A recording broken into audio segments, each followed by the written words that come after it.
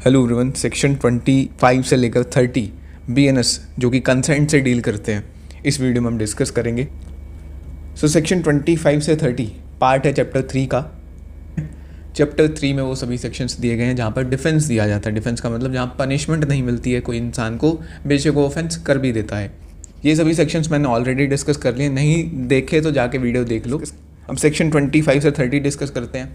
Consent से कैसे defence मिल सकता है। मान लो सामने कोई इंसान है, वो आपको कंसेंट दे दे, उसके बाद अगर आप कोई एक्ट कर देते हो और वो एक्ट कोई ऑफेंस भी है तो भी आपको डिफेंस मिलता है। सेक्शन 25 से 30 में वही केसेस डील किए गए हैं। अब ये कैसे होता है, मान लो कोई सर्जन है, वो किसी का इलाज कर रहा है, सर्जरी या जो इलाज करते हुए डेथ कोज हो गई किसी की और उसकी नेग्लिजेंस नहीं है, उस केस में उस सर्जन को डिफेंस दिया जाता है। तो ऐसे ही कुछ केसेस हैं। आइए चलिए स्टार्ट करते हैं सेक्शन 25 से। सेक्शन 25 पहले एक एग्जांपल, एक इलस्ट्रेशन से डिस्कस करता हूँ। ए और बी एग्री होते हैं कि वो फेंसिंग करेंगे।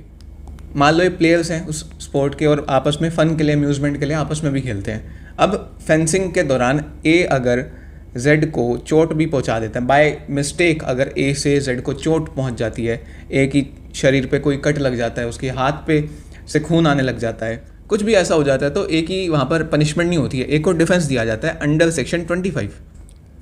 ऐसे ही दो दोस्त हैं ए और बी, वो आपस में नॉर्मली रेसलिंग करते हैं, फ़न के लिए कुश्ती करते हैं मान लो नॉर्मली, जो कि गांव में नॉर्मली आपको दिख जाएगा। अब ए से क्या होता है, ए बी को पटकता है और बी का जो सर है वो ज़मीन में लग जाता है, जिसकी वजह से बी मर जाता है। अब इस केस में ए की कोई इंटेंशन नहीं थी, कोई नॉलेज नहीं थी, उसको नहीं पता था कि अगर मैं पटकूंगा तो बी का सर लगेगा और बी मर जाएगा, और बी ने कंसेंट दी थी, आपस में दोनों ने एग्री किया था ना कि हम खेलेंगे। तो इस केस में डिफेंस दिया जाता है, ए को डिफेंस मिलेगा सेक्शन 25 का। इसके एसेंशियल्स क्या हैं वो देख लेते हैं। एसेंशियल्स ये हैं कि सबसे पहले तो कंसेंट होनी चाहिए, एक्सप्रेस तरीके से हो या इम्प्लाइड तरीके से हो। एक्सप्रेस मतलब बोल के कि आ जाओ चलो रेसलिंग करते हैं, और इम्प्लाइड तरीके से क्या, मान लो ए ने बोला कि आओ कुश्ती करोगे, बी को बोला, तो बी ने मतलब आ गया, वो रिंग में, मैदान में आ गया, तो इसका मतलब वो कुछ बोला नहीं, बट रिंग में आना क्या, कंसेंट दे दी ना उसने। कंसेंट जिसकी है वो 18 या 18 से ऊपर का होना चाहिए, बिकॉज वैलिड कंसेंट उसी की मानी जाती है जो 18 से ऊपर का है। अब जिसने वो एक्ट कॉज करा है, जैसे कि ए ने बी को पटका और जिसकी वजह से बी मर गया, तो ए की यहाँ पर इंटेंशन नहीं होनी चाहिए, ना ही नॉलेज होनी चाहिए कि डेथ या ग्रीवियस हर्ट, गंभीर चोट पहुँच सकती है बी को। दोनों में से कुछ नहीं होना चाहिए। अगर उसकी इंटेंशन थी, उसने जानबूझकर करा था या उसे पता था, तो उसको डिफेंस नहीं मिलेगा। लास्ट है कि गुड फेथ होना चाहिए। जो ए खेल रहा हो या कोई भी और स्पोर्ट्स कर रहे हो, आपस में जो इंडिविजुअल्स कर रहे हो, वो अच्छी नीयत से गुड फेथ में खेल रहे हो। इल इंटेंट नहीं होनी चाहिए कि सामने वाले को मैं मार ही दूँ। तो ये सभी एसेंशियल्स पूरे होने चाहिए। एक मैं एग्जांपल देता हूँ जहाँ पर डिफेंस नहीं मिलेगा। मान लो सी और डी हैं, आपस में स्टंट परफॉर्म करते हैं। एक दिन सी ने डी को बोला कि मेरे ऊपर से तू गाड़ी चढ़ा, मुझे कुछ नहीं होने वाला। सी बोला मुझे कुछ नहीं होने वाला, तू चढ़ा, हमारा जो शो है और बड़ा करेंगे हम। अब डी थोड़ा सोच में पड़ गया क्या करूं, बट सी बोला तू चढ़ा। अब डी को पता है कि ये डेंजरस एक्ट है, उसको नॉलेज है कि इससे सी मर भी सकता है, और अगर ये डी सी के ऊपर गाड़ी चढ़ा देता है और सी मर जाता है तो ये सेक्शन अप्लाई नहीं होगा, बेशक सी ने यहाँ पर कंसेंट दी थी। बिकॉज अगर नॉलेज है कि इस एक्ट से डेथ कॉज हो सकती है और फिर भी तुम कर रहे हो, फिर तुमको डिफेंस नहीं मिलेगा। It is one of the essential यहाँ पर जो मैंने बताया था। ये सभी एसेंशियल्स पूरे होने चाहिए। सेक्शन 25 दो मैक्सिम्स पर बेस्ड है, जिस पर बेस्ड है कि एक पर्सन इज़ बेस्ट जज ऑफ देयर ऑन इंटरेस्ट। एक आदमी है या औरत है, जो भी है, कोई भी इंसान, उसे पता होता है कि उसके लिए अच्छा क्या है, बुरा क्या है। अगर उसने कंसेंट दिया तो लॉ एक्सक्यूज़ कर देता है सामने वाले को क्रिमिनल लायबिलिटी से। और दूसरा है वॉलंटी नॉन फिट इंजूरिया, कहता है कि जो वॉलंटियर करता है उसको ये माना जाता है कि उसको हार्म कॉज नहीं हुआ है। जो मैक्सिमम है वॉलंटी नॉन फिट इंजूरिया, ये सेक्शन 25, 26 एंड 27 तीनों पर अप्लाई होती है। ये भी देखते हैं हम। तो सेक्शन 26 मेनली डिफेंस देता है सर्जन्स को, डॉक्टर्स को, मेडिकल प्रैक्टिशनर्स को।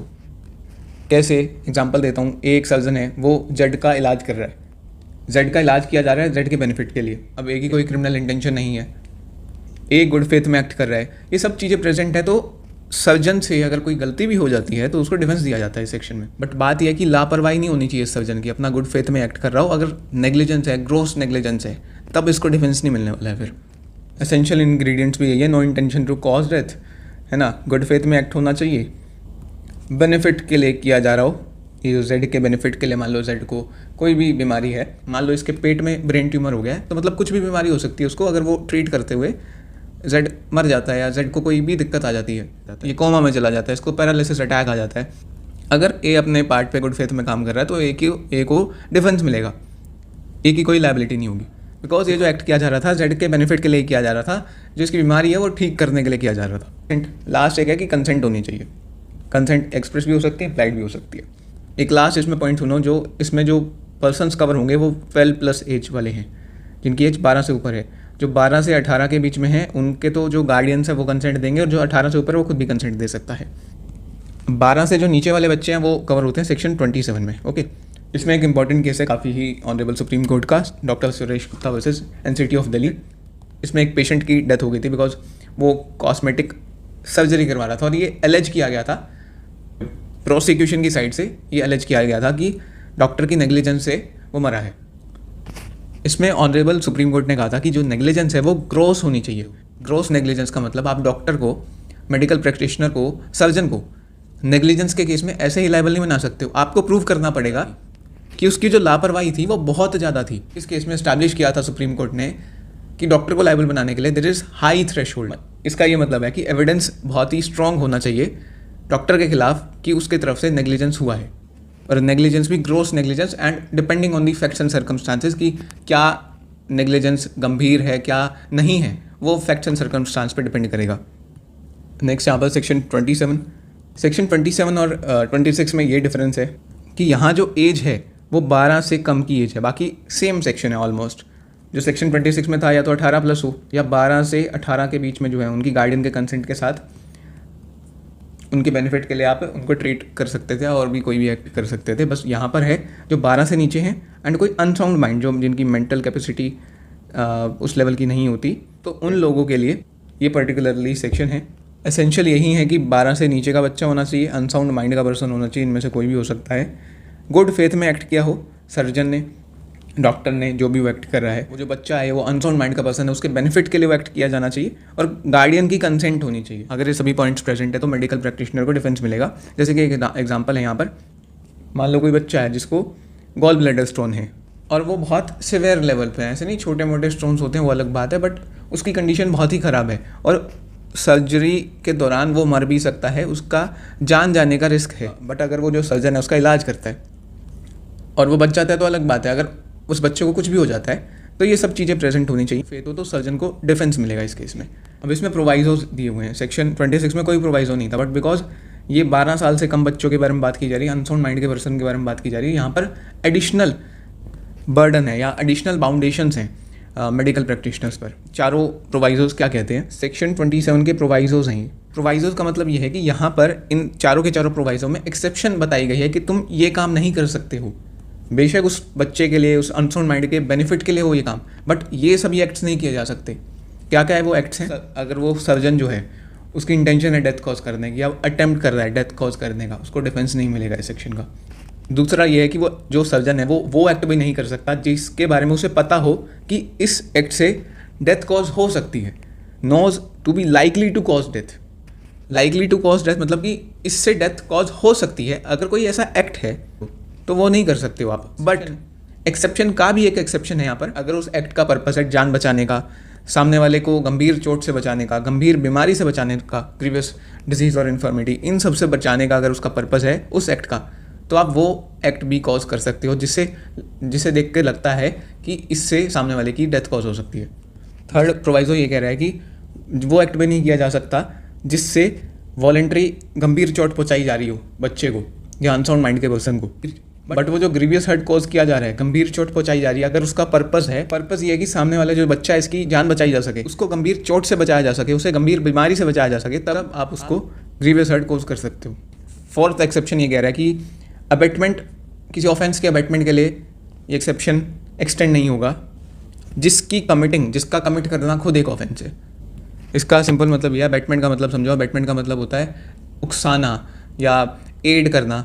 तो abetment of any offence, offence में हम क्या ले, मर्डर ले लेते हैं मान लो, ठीक है, मर्डर ऑफेंस है, तो मर्डर का अबेटमेंट, मर्डर के लिए उकसाना। ए है, ए बी को कहता है कि जो तेरे फादर हैं पिछले 5 साल से बेड रिडन है, ऐसे कर तो इनको मार दे। ये बहुत सारी चीज़ें कहता है कि तेरा टाइम भी वेस्ट होता है ना, तेरे पास प्रॉपर्टी भी आ जाएगी, ये सब चीज़ें by saying all these things A जो है बी को उकसा देता है कि वो अपने फादर को मार दे। और बी जो है अपने फादर को मार देता है। बाद में कहता है कि मैंने तो अपने फादर को इसलिए मारा बिकॉज उनका बेनिफिट था इसमें, वो ऑलरेडी इतने सालों से तंग थे, 5 साल हो गए थे उनको, तो मैंने तो उनका बेनिफिट ही किया है, तो मुझे इस सेक्शन के अंदर डिफेंस मिलना चाहिए। अब बी को डिफेंस मिलेगा, बताओ? नहीं मिलेगा। This is called what? Mercy killing, euthanasia. तो यूथेनेशिया अलाउड नहीं है हमारे इंडिया में, है तो बहुत रेयर केसेस में है। मैंने इतनी लंबी चौड़ी कहानी क्यों सुनाई, ये प्रोवाइजो को बताने के लिए। बी इस केस में लायबल होगा मर्डर के ऑफेंस के लिए और ए लायबल होगा अबेटमेंट ऑफ मर्डर के लिए। ये सभी का निष्कर्ष ये है, इस लाइन का मतलब ये निकलता है कि बी को डिफेंस नहीं मिल रहा है यहाँ पर अपने फादर को मारने के लिए। बी जो कमिट कर रहा है उसके लिए उसको डिफेंस नहीं मिल रहा है। सेक्शन 27 में वो इम्यून नहीं है, वो लायबल होगा मर्डर के लिए। तो मर्डर कमिट करना अपने फादर का वो इस सेक्शन के बेनिफिट के अंदर नहीं आता है, तो उसका अबेटमेंट, उस मर्डर का अबेटमेंट भी इस सेक्शन के बेनिफिट के अंदर नहीं आएगा। बस सिंपल सी ये बात है। नेक्स्ट यहाँ पर सेक्शन 30 और 27 आपको ऑलमोस्ट सिमिलर लग सकते हैं, बट डिफरेंस इन दोनों में ये है कि जो सेक्शन 27 है वहाँ पर बात की गई थी उन केसेस के बारे में जहाँ पर कंसेंट होती है, वहीं सेक्शन 30 बात करता है उन केसेस के बारे में जहाँ पर कंसेंट नहीं होती है। दूसरा एक मेजर डिफरेंस ये है कि जो सेक्शन 27 में जो एज ग्रुप कवर था वो 12, मतलब जो अंडर 12 ईयर जो एज ग्रुप है वो कवर था, पर सेक्शन 30 में हर एक एज ग्रुप के लोग आते हैं जो कि माइनर है या मेजर है, दोनों ही। तो सेक्शन 30 को मैं अगर सिंपल वर्ड्स में बताऊं तो ये है कि इलस्ट्रेशन से समझ लेते हैं। मान लो एक जेड है, जेड को एक टाइगर लेके जा रहा है, ठीक है, और ए देख लेता है। अब ए क्या करता है, टाइगर पर गोली, इसके पास मान लो पिस्टल है, वो चलाने की कोशिश करता है कि जिससे जेड बच जाए। अब जो ए पिस्टल चला रहा है यहाँ पर, इसको पता है कि ये जेड को भी लग सकती है, जेड भी मर सकता है, राइट। बट अपनी पूरी ये जितने भी इसने आज तक निशाने लगाए हैं, अपनी पूरी सूझबूझ से मान लो जब बाघ की साइड गोली मार देता है और मान लो बाघ मर जाता है, जेड बच जाता है, ठीक है, तो कोई दिक्कत नहीं है। बट अगर ये गोली चला देता है वो जेड को ही लग जाती है, जिससे जेड मर जाता है, तो क्या ए इम्यून है इस केस में? As per section 30 yes he is immune, उसको लायबल नहीं बनाया जाएगा। क्यों? क्योंकि ये सभी एसेंशियल जो सेक्शन 30 में बताए गए हैं ये फुलफिल होते हैं इस केस में। सेक्शन 30 को ब्रेक डाउन करके मैंने यहाँ लिखा है कि गुड फेथ में एक्ट होना चाहिए, उस पर्सन के बेनिफिट के लिए होना चाहिए जिसको हार्म पहुँचा है। कंसेंट जरूरी नहीं है इस सेक्शन 30 में ऑब्टेन करनी, कंसेंट जो है सामने वाला दे ना सकता हो इसलिए ऑब्टेन नहीं की जा रही है। एंड फिफ्थ एसेंशियल इज, मान लो कोई अनसाउंड माइंड का पर्सन है या कोई माइनर है, उस केस में उसका कोई लॉफुल गार्डियन नहीं है कंसेंट देने के लिए, एंड कोई और मान लो जो मेजर पर्सन है उसके लिए भी कोई लॉफुल पर्सन नहीं है कंसेंट देने के लिए। मान लो अब इस केस में जेड था, जेड का मान लो कोई रिलेटिव, कोई फैमिली मेम्बर नहीं था, जेड मान लो 20 साल का है, उसको टाइगर लेके जा रहा है, तो उसका मान लो कोई फैमिली मेम्बर अवेलेबल नहीं है और जेड की कंसेंट तो ले ही नहीं जा सकती ना, वो टाइगर के मुंह में है। इस केस में ए ने जो एक्ट करा है उससे जेड मर भी जाता, उससे जेड जो मर भी जाता है तो एक की कोई लायबिलिटी नहीं होगी। वही ये डायरेक्ट लैंग्वेज भी कह रही है कि by reason of any harm nothing is an offence by reason of any harm which may cause for the benefit. Okay, good faith में एक्ट होना चाहिए बिना सामने वाले की कंसेंट के भी अगर कर रहे हो, सेक्शन 30 में डिफेंस मिलेगा। सर्कमस्टांसेस ऐसे हैं जहाँ पर सिग्निफाई नहीं की जा सकती कंसेंट, और या फिर वो पर्सन इनकेपेबल है कंसेंट देने के, कोई गार्डियन नहीं है या कोई लॉफुल पर्सन नहीं है जो कि उस पर्सन के चार्ज में, वो नहीं है, उससे कंसेंट ऑब्टेन नहीं की जा सकती। ये सभी एसेंशियल अगर फुलफिल हैं सेक्शन 30 का डिफेंस मिलेगा। इस केस में भी ए का गुड फेथ था कि मैं जेड को बचा लूँ जान से, और कोई इंटेंशन भी नहीं थी उसकी, मान के चलो कि कोई दुश्मनी नहीं थी उनकी, कोई इंटेंशन नहीं थी कि मैं ये जेड को मारूं, तो इस केस में उसको डिफेंस मिलेगा। ऐसे ही एक दूसरा एग्जांपल है, ये है कि मान लो एक बिल्डिंग है, बिल्डिंग की छत पर, मतलब बिल्डिंग में पूरी आग लग चुकी है, 2 लोग खड़े हैं यहाँ पर, ए और जेड। ए जो है मान लो एक मेजर है, जेड जो है वो माइनर है, तो नीचे ब्लैंकेट लेके खड़े हैं लोग। ये सीन आपने देखा होगा बहुत बार कि नीचे ब्लैंकेट लेके खड़े हैं कि काफ़ी सारे लोग, कि जेड अगर गिरेगा, बच्चा अगर गिरेगा तो हम उसको बचा लेंगे। तो अब ए जो है वो जेड को नीचे फेंकता है, उसको बचाने के लिए, जेड के बेनिफिट के लिए काम किया जा रहा है। अब जो ए ने जेड को गिराया, इससे पता है, नॉर्मल प्रूडेंट एक इंसान को पता है कि जेड मर भी सकता है, क्या पता वो एग्जैक्टली इस जो भी इन्होंने पकड़ा हुआ है ब्लैंकेट, इस पर गिरे ना गिरे, या वो होल्ड ना कर पाए सभी लोग, कुछ भी हो सकता है, रिस्क है। But because it is for the benefit of Z, तो ए की कोई लायबिलिटी नहीं होगी इन केस अगर जेड को कुछ हो भी जाता है तो। 4 यहाँ पर प्रोवाइजोज हैं जो पहले सेक्शन 27 में दिए गए थे कि इंटेंशनल कॉजिंग ऑफ डेथ नहीं होना चाहिए, है ना, पर वो एक्ट किया जा सकता है जिससे आपको पता हो कि डेथ कॉज हो सकती है, पर उसका जो पर्पस होना चाहिए वो ग्रीवियस हर्ट, ग्रीवियस डिसीज और इन्फर्मिटी, ये सब चीज़ें प्रिवेंट करना होना चाहिए। सभी हमने प्रोवाइजोज ऑलरेडी डिस्कस किए थे। सेक्शन 27 एंड 30 के सेम प्रोवाइजर हैं जो अबेटमेंट का मैंने मर्डर वाला एग्जांपल दिया था अभी। बस एक डिफरेंस है कि जो यहाँ पर हर्ट है, यहाँ पर सेक्शन 27 में ग्रीवियस हर्ट लिखा गया, यहाँ पर हर्ट लिखा गया, बाकी सेम प्रोवाइजोस हैं। नेक्स्ट है यहाँ पर सेक्शन 28। सेक्शन 28 बात करता है कंसेंट की डेफिनेशन के बारे में, और ये कंसेंट की एक नेगेटिव डेफिनेशन बताता है। मतलब नॉर्मल कोई एक डेफिनेशन होती तो ये बोलती ना कि इसको कंसेंट बोलते हैं, बट ये बोलता है कि क्या चीज़ कंसेंट नहीं है, किसको कंसेंट नहीं बोलते हैं। A consent is not a consent as it intended by any section of this संहिता। मतलब एक कंसेंट, वो कंसेंट कब नहीं मानी जाएगी जो इस संहिता के अंदर ये बोला गया है कि ऐसी कंसेंट होनी चाहिए। देखो, अगर जो कंसेंट दी गई है एक पर्सन दे रहा है अंडर फियर ऑफ इंजरी, मतलब इंजरी के डर से या मिसकंसेप्शन ऑफ फैक्ट के चलते अगर कंसेंट दी गई है, इन दोनों केसेस में जो कंसेंट है वो इनवैलिड हो जाएगी। वो कंसेंट नहीं होगी जो इस एक्ट की इंटेंशन है कि ये कंसेंट होनी चाहिए। मान लो एक डॉक्टर है, वो एक लड़की है, उसको बोलता है कि तुम्हें लाइफ थ्रेटनिंग डिसीज़ है, मतलब कुछ भी, मान लो ट्यूमर है तुम्हें, एड्स है, कैंसर है, ऐसा कुछ है, एक ट्यूमर हो गया तुम्हें और अभी तुम्हें सर्जरी करवानी पड़ेगी, अदरवाइज तुम्हारी डेथ हो सकती है। और जबकि डॉक्टर को पता है कि ये जो मैं बोल रहा हूँ झूठ बोल रहा हूँ, ऐसा कुछ नहीं है, इसकी डेथ नहीं होगी, अभी इतनी सीरियस कंडीशन नहीं है इसकी। डॉक्टर ने उससे झूठ बोला एस से, अब एस ने उस मिसकंसेप्शन ऑफ फैक्ट के चलते कंसेंट दे दी अपनी सर्जरी की। मिसकंसेप्शन ऑफ फैक्ट के चलते कैसे, कि उससे तो गलत फहमी हुई थी ना कि मुझे जो है एक ट्यूमर है, अगर मैंने अभी इलाज नहीं करवाया तो मेरी जान भी जा सकती है। तो अगर डॉक्टर ने ये बोल के कंसेंट ली है तो वो कंसेंट जो है इनवैलिड होगी, नहीं है। इस केस में कंसेंट वैलिड नहीं है। ऐसे ही इंजरी के फियर के चलते कि कोई मार ना दे मुझे, इस तरीके के, मान लो डरा धमका के किसी को कि तुझे मारेंगे, ऐसे कंसेंट ली गई हो, किसी से प्रॉपर्टी पेपर साइन करवा लिया, अंगूठा लगवा लिया, वो भी जो कंसेंट होगी वो इनवैलिड होगी। बस इसमें एक और पॉइंट भी है कि जो वो एक्ट कर रहा है ना वो पर्सन, मतलब इस केस में डॉक्टर एक्ट कर रहा है, तो इसे पता होना चाहिए कि कंसेंट जो है अंडर मिसकंसेप्शन ऑफ फैक्ट या फिर अंडर फियर ऑफ इंजरी दी गई है। मतलब डॉक्टर को पता होना चाहिए इस केस में, मतलब इस केस में तो पता ही है ऑब्वियसली कि एस ने जो कंसेंट दी है वो अंडर मिसकंसेप्शन ऑफ फैक्ट दी है। ऐसे अगर किसी पर्सन ने मेंटल इलनेस के चलते कंसेंट दी है, अनसाउंड माइंड का जो पर्सन होता है, अगर वो कंसेंट, उसकी जो कंसेंट है कंसेंट वैलिड नहीं मानी जाती है, इंटॉक्सिकेशन के चलते 23-24 में डिफेंस मिलता है इनको। इन लोगों, अगर उनको नेचर और कॉन्सिक्वेंस समझ नहीं आ रहा है जो वो एक्ट कर रहे हैं, अगर उस समय उन्होंने कंसेंट दी है तो कंसेंट इनवैलिड होगी। एंड 12 साल से कम का कोई बच्चा उसने कंसेंट दी है, वो भी कंसेंट इनवैलिड होगी। तो नॉर्मल सी डेफिनेशन थी। लास्ट सेक्शन रह गया सेक्शन 29 इस वीडियो का। सेक्शन 29 का इलस्ट्रेशन पहले देख लेते हैं, आराम से समझ आएगा। फिर ये इलस्ट्रेशन का कहता है, अब पीछे जो हमने बात करी है सारी की सारी वीडियो में, वो कंसेंट के बारे में बात की है, राइट, कि अगर कोई कंसेंट दे रहा है, तो अगर सामने वाला पर्सन कंसेंट दे रहा है तो अगर कोई हार्म भी हो जाता है तो उस केस में अगर गुड फेथ से एक्ट किया गया है, उस पर्सन के बेनिफिट के लिए किया गया एंड ऑल दैट थिंग्स, जो भी हर एक सेक्शन के अलग अलग एसेंशियल थे, तो उस केस में डिफेंस मिलता है जो वो पर्सन एक्ट कर रहा है उसको। बेशक वो स्पोर्ट्स खेल रहे हो आपस में, फेंसिंग कर रहे हो, बेशक वो डॉक्टर इलाज कर रहा है, सर्जरी कर रहा है सामने वाले पेशेंट की, अगर कंसेंट दी गई है इन सेक्शंस में, सेक्शन 25, 26, 27 में, तो डिफेंस मिलता है।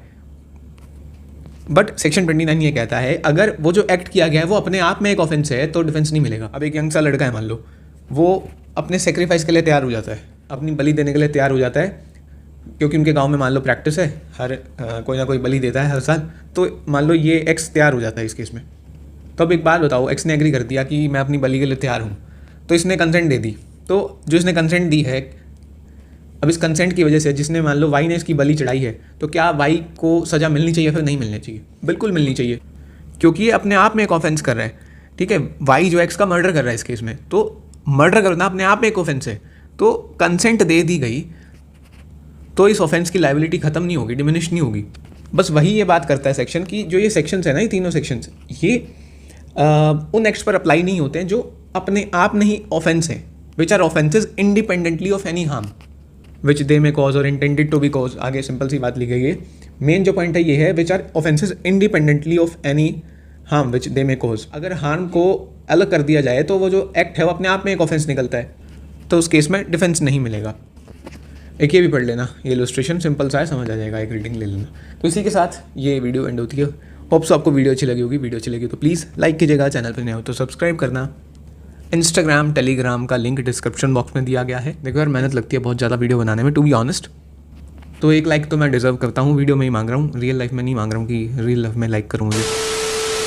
हाँ, काफ़ी कमेंट्स आ रहे थे इससे पहले कि वीडियोज़ लेके आओ। मैं कंटिन्यू कर रहा हूँ, वीडियोज़ बहुत जल्दी आएंगी। सो यही था आज के लिए। That was it for today. Have a nice day.